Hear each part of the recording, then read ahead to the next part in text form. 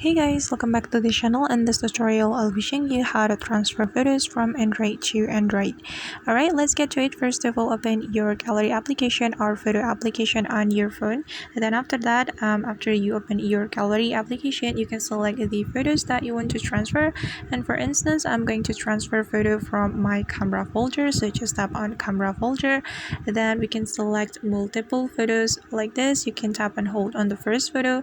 Then you can select the file one by one like this, or you can also choose all. It means that you want to share or transfer all of the photos from camera folder. Okay, and after we are done selecting the photos, we just need to click on share button right here. Then we can select the transfer method.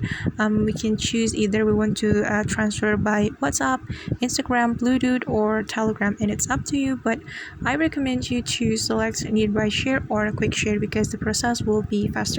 Alright, and for example, if you want to share by nearby share, you just need to click on nearby share, then you can follow the instruction. Okay guys, and that's how we can transfer photo from Android to Android. I hope this tutorial will be helpful for you. Thank you so much for watching and see you on the next video.